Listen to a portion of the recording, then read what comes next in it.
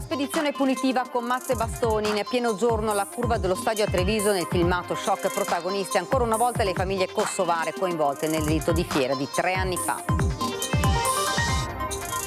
In un video il pericoloso lancio dal viadotto dell'autostrada sul Fadalto a Vittorio Veneto di 2 cittadini francesi atterrati con il paracadute, entrambi sono stati denunciati. Omicidio di Castelfranco, il video controllato frame per frame. L'avvocato Crea che difende Badr Rouage è sicuro, in mano ai ragazzi del gruppo della vittima ci sono oggetti che vanno identificati. Confcommercio ormai è guerra interna con lo scontro senza precedenti tra mandamenti di Treviso e Vittorio Veneto e Unione Provinciale. Il contenzioso finisce alle vie legali la prossima settimana, tutti convocati a Roma. Entrata nel vivo la 96esima adunata nazionale degli alpini, 400.000 persone a Biella, migliaia di penne nere dal Veneto, il viaggio dei nostri inviati tra festa e tradizione.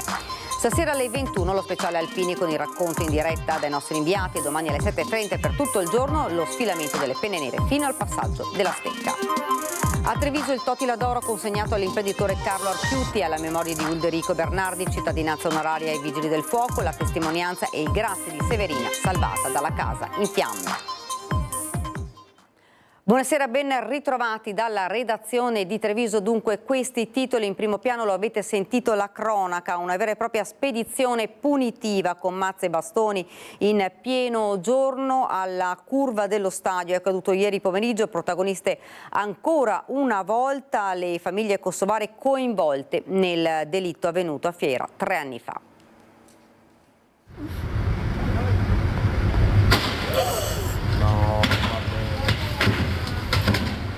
Sono scesi da un'auto scura in 3, armati di una mazza da baseball e di 2 bastoni. Prima hanno picchiato 2 giovani uomini al bar, un 25enne e un 30enne. Poi sono usciti di nuovo in strada dirigendosi verso una delle macchine in sosta, un SUV, mandando in frantumi i finestrini. Il tutto in una zona di passaggio molto frequentata, Viale Nino Bixio, nel piccolo parcheggio lungo il Put all'altezza della curva dello stadio, tanto che nel video si vede una passante che impaurita scappa via.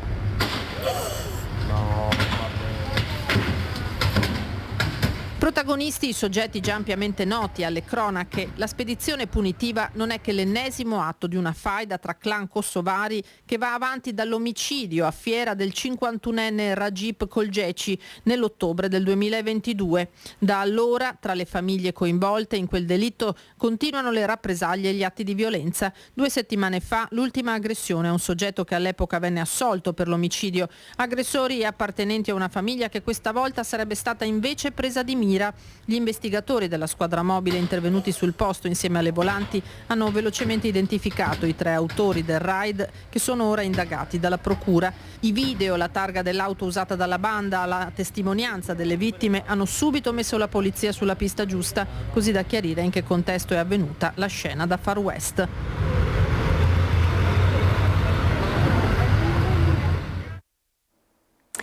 In un video il pericoloso lancio dal viadotto dell'autostrada sul Fadalto di 2 cittadini francesi atterrati con il paracadute. Entrambi sono stati denunciati.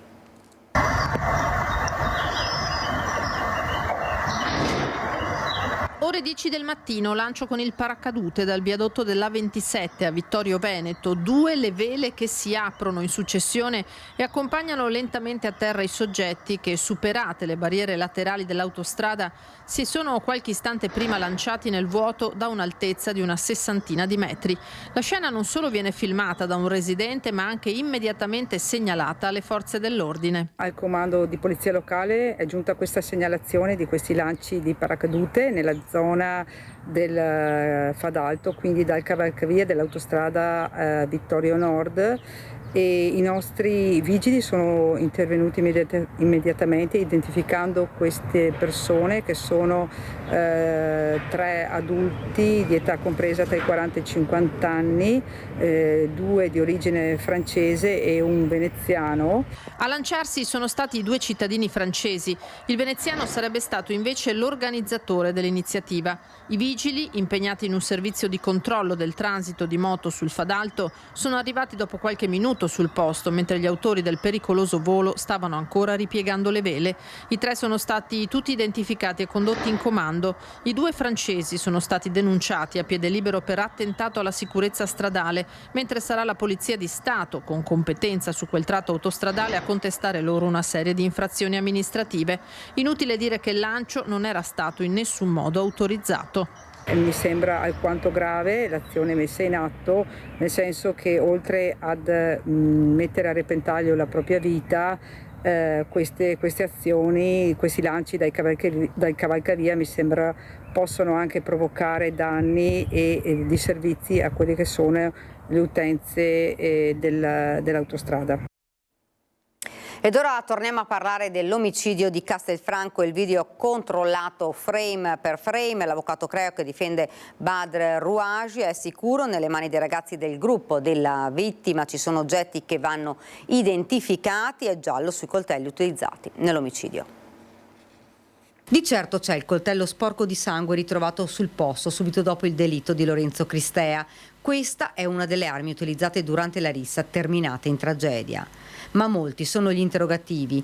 Ad avere le lame solo i 2 giovani nordafricani arrestati? Nel video si noterebbero dei particolari da identificare. Sì, i frame che sono stati diffusi dalla procura lasciano intendere che alcuni di loro, forse non il povero Lorenzo, ma alcuni di loro qualcosa in mano avessero.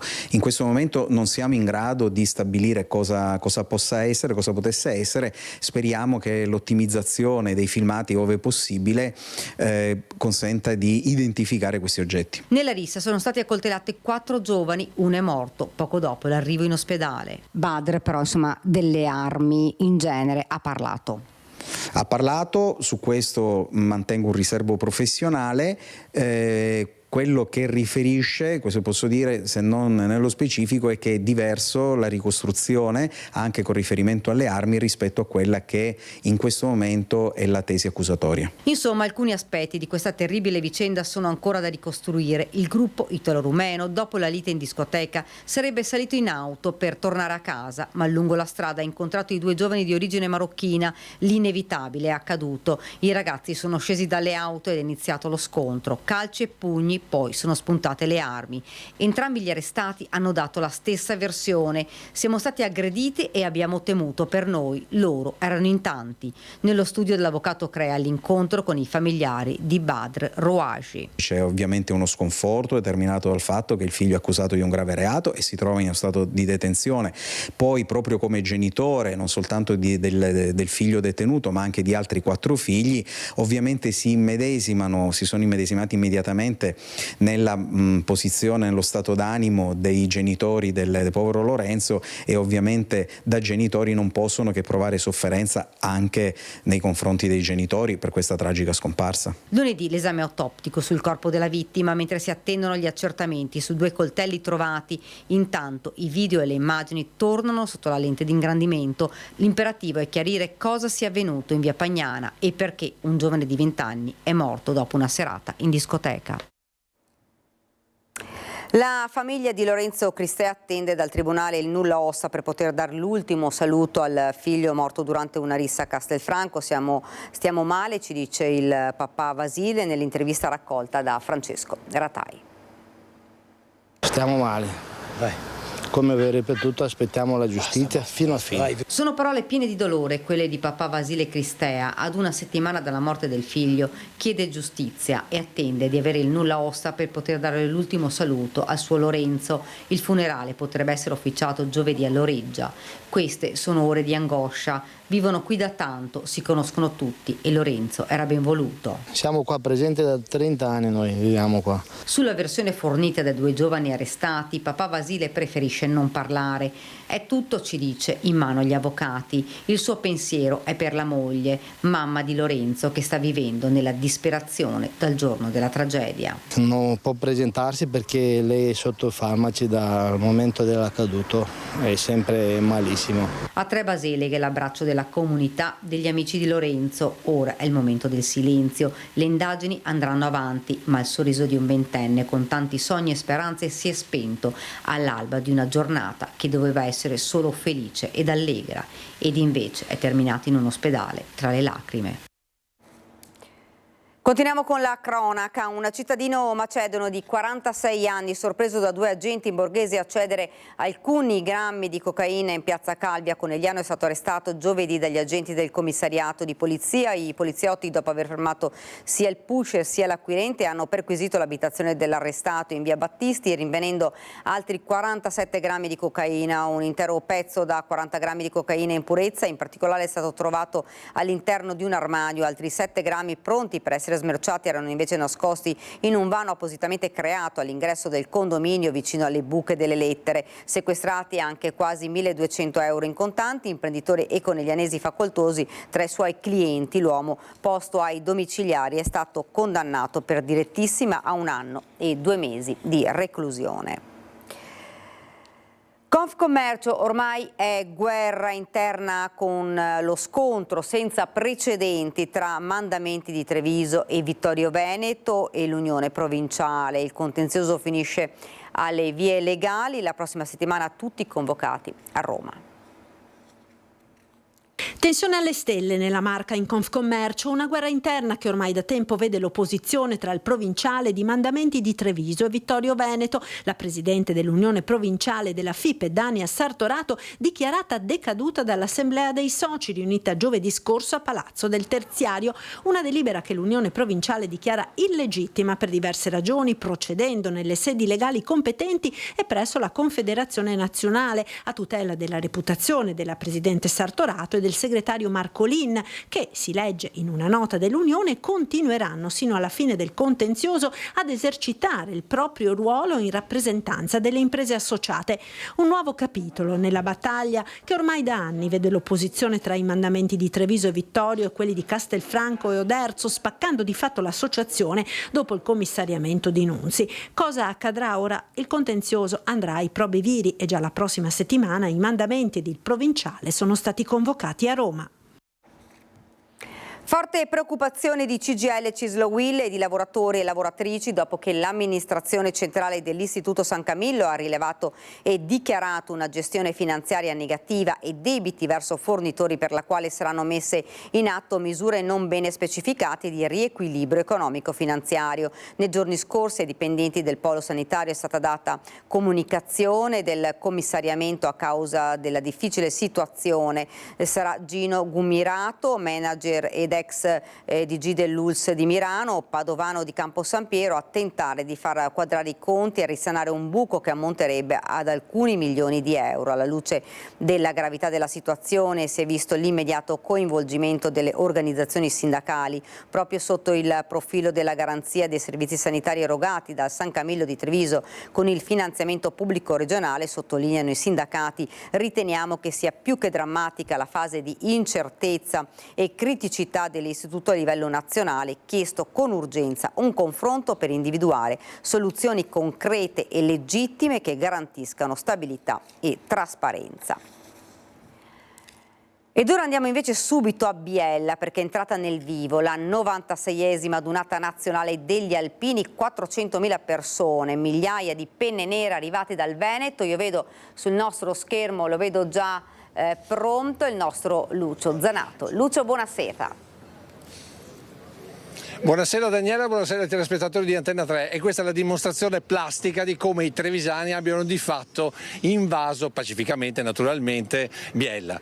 Presidente Franco Giacomin, allora, un bel colpo d'occhio insomma per la sezione di Treviso. Assolutamente un bel colpo d'occhio. Qui abbiamo 4 gruppi della nostra sezione: Santa Maria di Vittoria, Selva del Montello, Venegazzù e Volpago, con i rispettivi capigruppo e i consiglieri di riferimento. Quindi un bel colpo d'occhio, siamo in tanti, io penso qui stasera almeno un centinaio in questo breve spazio, piccolo spazio, a dimostrazione che i trevisani e i nostri alpini sono da giovedì sono qui accampati, diciamo, ovunque, perché io continuo a ricevere messaggi con indicazioni dove sono collocati e quindi l'impressione è che effettivamente siamo in tanti, e spero che domani alla sfilata saremo tutti presenti. Ecco, una cosa importante: tutti con un messaggio che è quello della solidarietà, dell'alpinità, dei valori che ci caratterizzano. Assolutamente, l'associazione, come sappiamo, lo scorso anno portava come motto della Dunata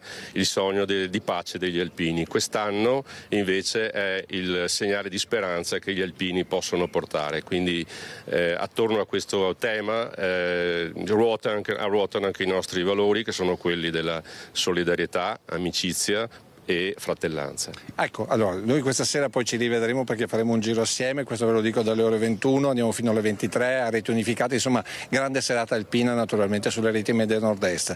Domani, per quelli che vogliono non perdersi il passaggio del terzo raggruppamento e soprattutto del passaggio del Veneto e di Treviso, a che ora si stima?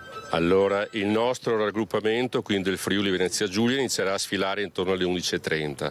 Treviso è collocata come sezione a metà circa di quel raggruppamento, pertanto io penso che prima delle 13 non riusciremo a sfilare. Da quel momento però i trevigiani devono seguirci anche attraverso la televisione. E devo dire che i trevigiani stanno già seguendo perché ho sentito già i telefoni che squillano perché la gente si è riconosciuta. Allora invece sono con il sindaco Paolo Guizzo.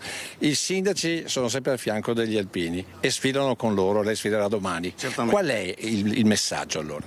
Da parte nostra ovviamente è un messaggio che è quello di vicinanza estrema agli alpini, perché noi, io parlo noi sindaci, ma tutte le comunità dobbiamo moltissimo agli alpini, e qua è inutile che vi dica quante e come lavorano gli alpini in rapporto alle comunità, e quindi quale sia il loro contributo sia in termini sociali, ma anche proprio, e lo vedete anche oggi qua, in questo creare questa comunità, questo gruppo che diventa poi fondamentale poi anche nell'ottica del volontariato e quindi del lavorare per gli altri.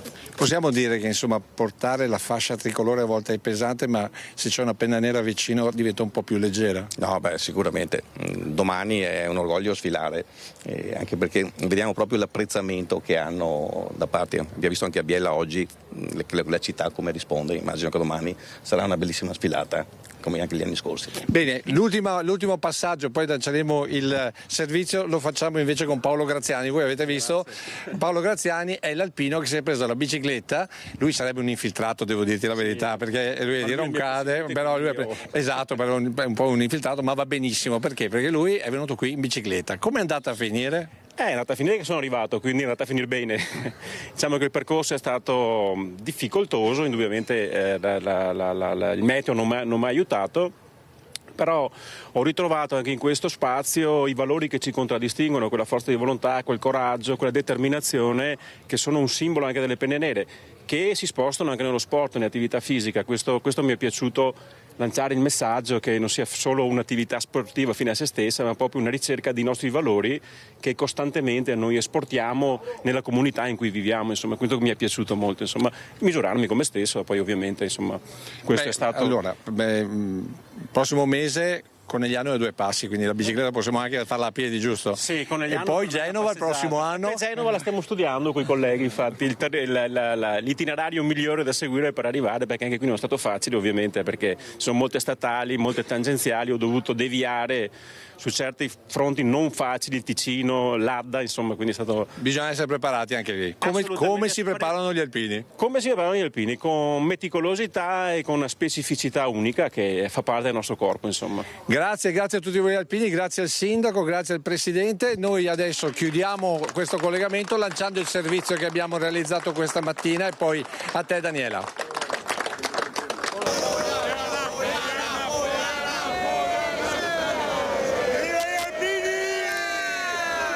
Un bar di penne nere ieri sera al villaggio degli Alpini di Biella, a dimostrazione del grande abbraccio di Veci e Boce per la città piemontese. Ma già questa mattina di buon'ora tutti erano operativi al bar. Colazioni col sorriso che hanno colpito anche chi vive per la prima volta una donata alpina. Top, super. Abbiamo la prima esperienza, ma top di gamma. Ma è quando entri negli accampamenti che percepisci lo spirito della comunità riunita sotto il cappello con la penna. Quindi lì adesso cosa state preparando? L'acqua per la pasta asciutta, facciamo la matriciana oggi. Sono appena le 9. Ma bisogna prendersi per tempo. Per quanta gente la fa? Saremmo in 35. In quanti siete qua? Ma una trentina finora. Visto così sembra quasi di entrare in caserma. Sì. Sì. Un po' di nostalgia. Un bel po' di nostalgia. Nostalgia canaglia. Bravo. Cortili piazzali, ma anche immobili offerti agli alpini da diversi imprenditori biellesi. Possiamo dire che lei è proprio il ponte tra Biella e il Veneto e Schio. Sì. Perché?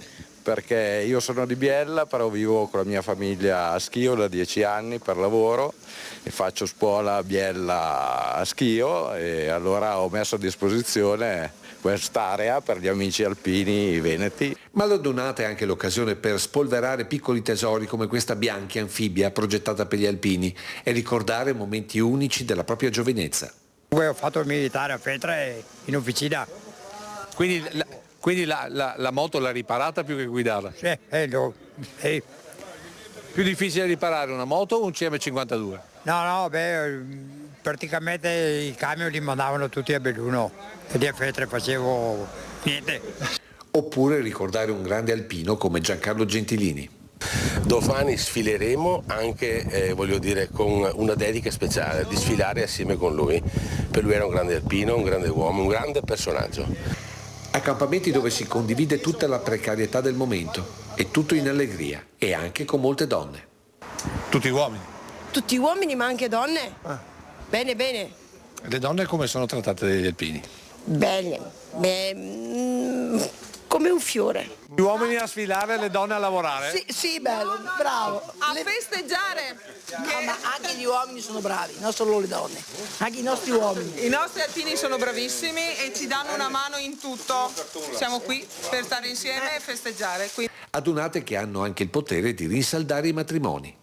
No, il problema è che qui ci sono poche donne e tanti alpini. E il resto come funziona? Qui i matrimoni si rinsaldano o si risolvono? No, finora nel nostro gruppo è andato tutto bene, si sono sempre rinsaldati, siamo sempre stati bravi, siamo tornati a casa tranquilli. Anzi. Anzi, ritorni dopo 4 giorni che non sei a casa, che non hai moglie, figli e tutto, quando ritorni a casa sei più motivato. Alle 21 lo speciale Alpini, fino alle 23 racconteremo le emozioni dell'ultima serata di Biella con il concerto del coro Ottetto dell'Ana di Treviso e le voci dei tantissimi alpini veneti. Domani la giornata clou diretta dalle 7:30 del mattino e per tutto il giorno il racconto dello sfilamento delle penne nere fino al passaggio della stecca. Come sempre potrete inviare i vostri messaggi in diretta. Ed ora ci fermiamo, c'è la pubblicità.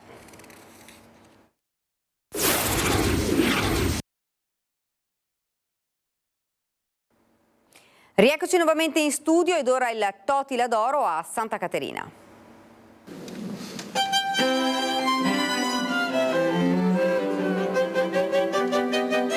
Si apre con la musica del quartetto d'archi del Conservatorio Agostino Steffani di Castelfranco la cerimonia per la consegna del Totila d'Oro, l'onorificenza cittadina più prestigiosa conferita dal Comune di Treviso. Nella cornice dell'Auditorium di Santa Caterina, davanti alle più alte cariche della città, consegnate le benemerenze alla memoria di Ulderico Bernardi e Carlo Archiutti. Studio, divulgazione, imprenditoria e legame con il territorio. È un'operazione estremamente difficile. È una delle tante analisi del Veneto e dei Veneti di Ulderico Bernardi. Un premio alla memoria del sociologo il cui studio il sindaco vuol far rivivere nella città che ha riconosciuto a Bernardi gli alti meriti conseguiti in campo culturale della formazione e per aver saputo promuovere il dialogo tra i saperi con una capacità comunicativa coinvolgente e rivolta a tutti. A ricevere il Totila la moglie Adriana con il figlio Arrigo.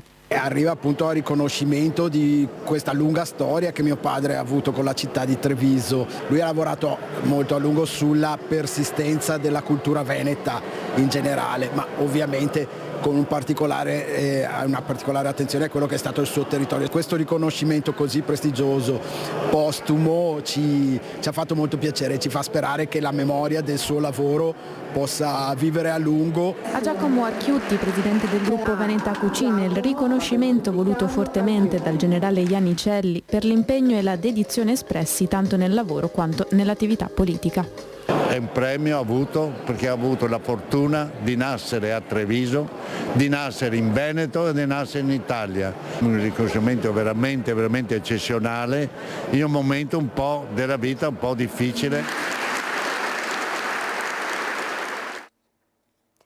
Alla cerimonia anche il conferimento della cittadinanza onoraria ai Vigili del Fuoco di Treviso.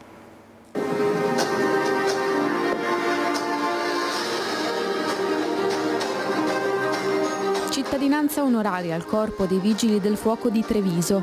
In un video il senso del lavoro e della dedizione del comando. Tra le tante storie anche quella della signora Severina, che nella tragedia e l'angoscia di vedere la sua casa andare in fiamme è entrata ed è stata poi salvata dai pompieri di Conegliano nel 2023. Seppur spronati da parte del marito che diceva di intervenire immediatamente per spegnere l'incendio, invece ci siamo preoccupati di capire se all'interno ci fosse qualcuno, perché l'obiettivo fondamentale è la salvaguardia dell'incolumità delle persone. Non mi riesce a dire niente. Beh, insomma, la sua ringrazio tantissimo, tanto. E li abbraccio tutti perché hanno fatto una cosa grande. Mi hanno spiegato com'è successo, come mi hanno salvato. Li ringrazio tantissimo. Per il loro impegno, la loro profonda dedizione e lo spirito di servizio a supporto della sicurezza, della protezione e del soccorso ai cittadini.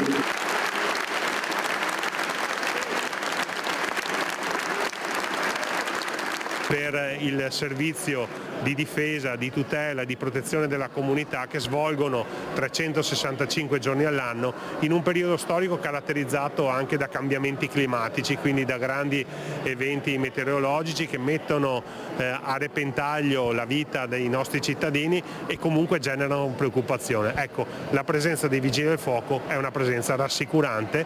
La consegna della cittadinanza al Comando Provinciale dei Vigili del Fuoco, rappresentato dalla direttrice interregionale Cristina D'Angelo e dal comandante Giuseppe Costa, che lascerà l'incarico per trasferirsi a Bologna il mese prossimo.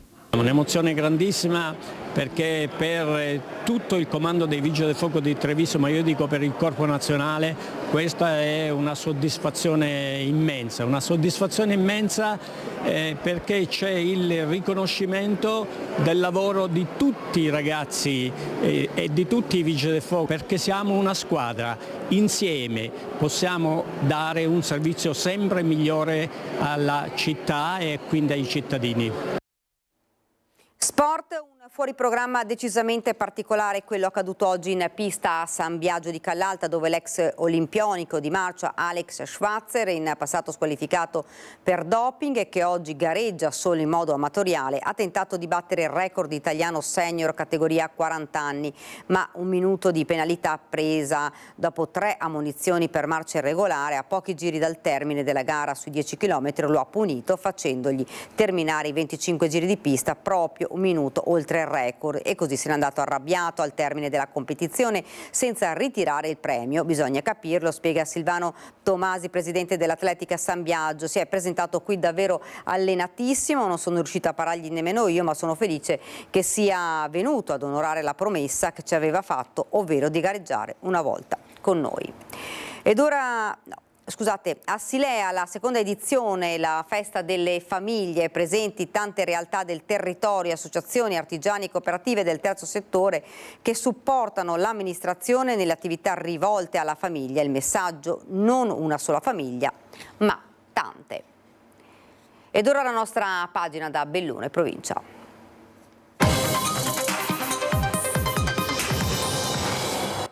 Furti in città, sotto accusa i lampioni spenti in orario notturno da quasi 3 anni per risparmio energetico.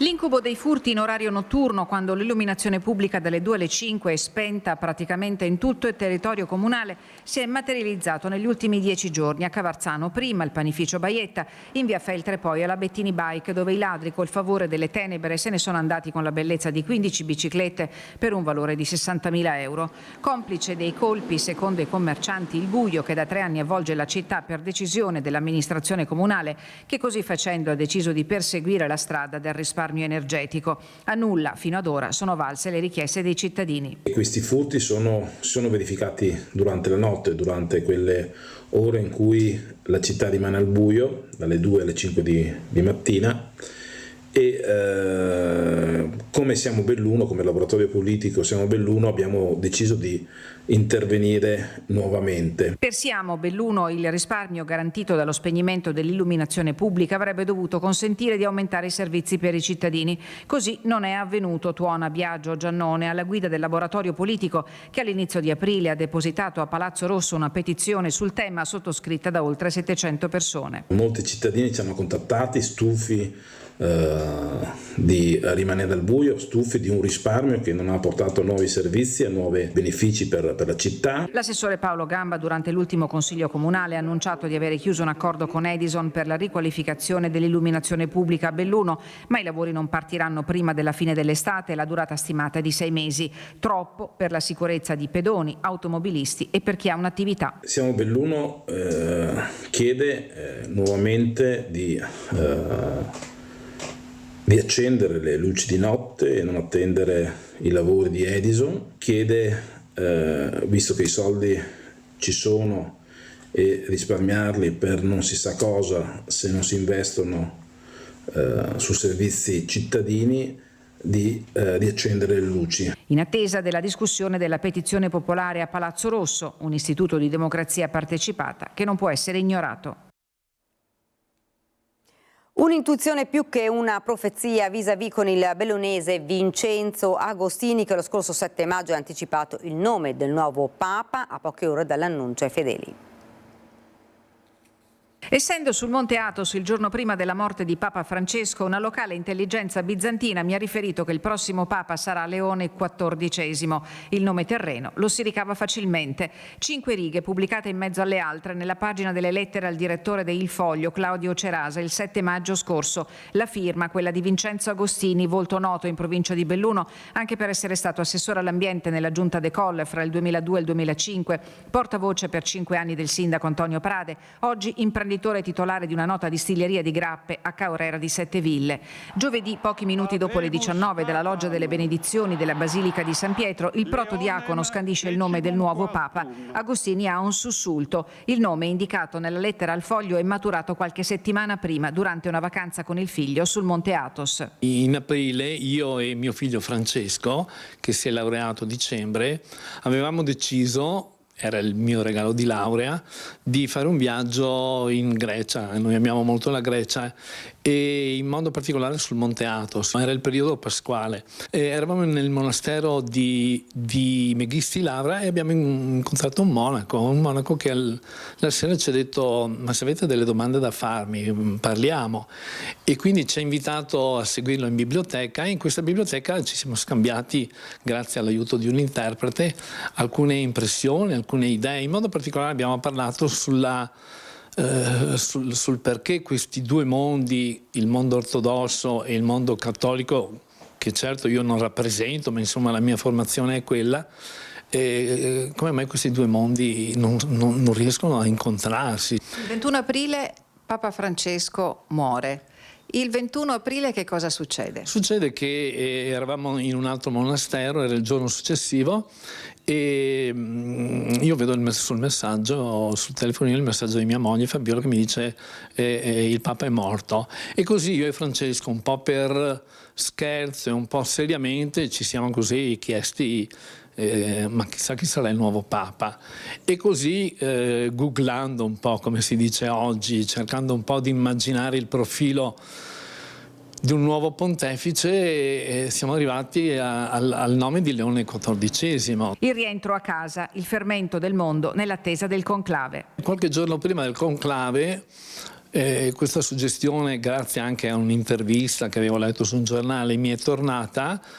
E vabbè, ho scritto questa lettera. È nato tutto così in modo molto semplice. Nessun potere perciò di predire il futuro, tantomeno abilità da veggente. Agostini rifugge dagli appellativi che gli sono stati affibbiati in queste ore per spiegare quella che è stata solo una felice intuizione. È giusto dirla così, una intuizione che alla quale certo ha contribuito quel mondo, quel luogo e quella spiritualità che lì si vive. Però no, certo, veggente no, non riesco neanche a fare le previsioni del tempo per questa sera. Si sta componendo in tutti i suoi dettagli il programma definitivo della 39esima mostra dell'artigianato di Feltre, che si svolgerà nell'ultimo weekend di giugno dal 26 al 29. Le adesioni hanno già raggiunto quota 100 e il segnale positivo commentano gli organizzatori, che per la prossima edizione intendono portare a Feltre il tema della bellezza e di tutte le sue declinazioni. Tra le novità di quest'anno la principale è rappresentata dagli artigiani, che rappresenteranno il territorio del Parco Nazionale Dolomiti Bellunesi, senza scordare l'accordo con gli ambulanti di Forte dei Marmi, che ai piedi della cittadella storica saranno polo di attrazione e curiosità. E questa era la nostra ultima notizia, ora la sigla, poi le previsioni del tempo. Grazie davvero per averci seguito, arrivederci.